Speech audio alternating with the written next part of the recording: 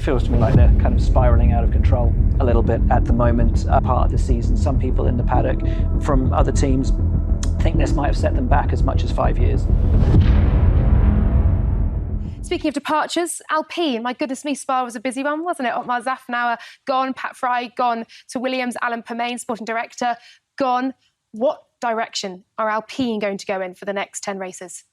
I mean, feels to me like they're kind of spiralling out of control a little bit at the moment. The bosses at Alpine are talking about this rocket, the Alpine rocket, and this magnificent strategy they have for their second phase without seemingly being able to explain what this second phase is. They were asked if they had determined who the new team principal would be and if the rumours were correct that they had talked to Mattia Binotto, to which Bruno Famin said, who's the VP of Motorsport at Alpine, said they hadn't really thought about that yet and they certainly hadn't been in touch with Mattia Binotto. So what is the strategy? I'm worried for Alpine. You don't see this kind of wholesale change made very often in Formula One, less still at the mid part of the season. Some people in the paddock from other teams think this might have set them back as much as 5 years. And midway through a race. It's just not just in a season break. But I don't mind it so much, to be a bit devil's advocate. No, go for it. What have they got to show from their last 5 years? Or since I was racing in 2017? What have Alpine got to show? Or Renault? A couple of P3s, one win by luck.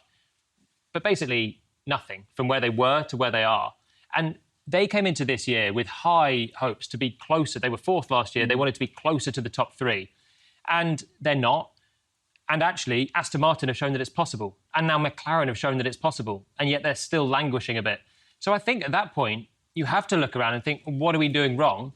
So I can understand why they're trying to make some changes. Whether they're making the right changes is TBC. But I'm sure they have, even if they're not going to publicly say it. I'm sure they've got some sort of master plan in the background. And I think when you have got other midfield cars showing that there's pace in there, you can't just sit back and think the same guys will take us through the next 5 years and we'll do the 100-race plan. Aston Martin have turned it around, and so have McLaren.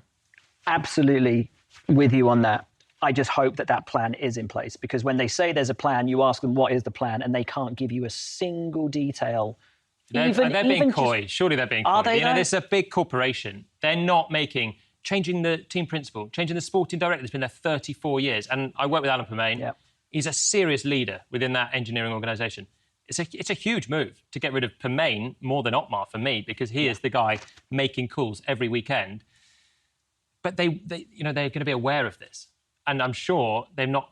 OK, if they blindly just scrap them, that's a problem. But I just don't believe that will be the case. I think there must be a plan in progress for the future. Even if it takes 10 races to implement, surely for next year, this is a team that can be fighting towards the front again. And we were having this discussion in Spa. Where is the next generation coming from? Because it's always the same names that move from team to team and just seem to swirl around the paddock, year to year, decade to decade. It's always the same names. So where is that new generation coming from? And maybe, having a wholesale change, shipping out the old, bringing in the new, or promoting from within the new, because some of the guys, Julian Rouse has been promoted. Maybe that's where it comes from, and you need something like this to do it. But I don't know. I just Binotto is a good name to be linked. Because, OK, he didn't do the wonder job at Ferrari. I know, but everyone's coy in Formula... Welcome to Formula One. All the time, are they? I know. Even the fact that they're being linked with a guy that masterminded race wins at Ferrari, not the complete package, but they had the fastest car at the start of these regulations.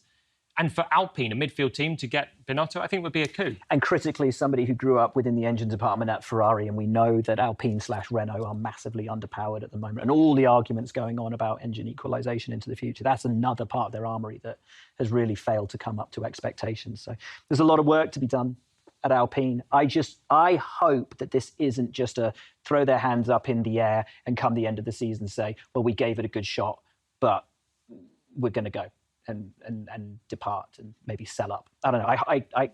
I hope not, but it doesn't fill me with any confidence.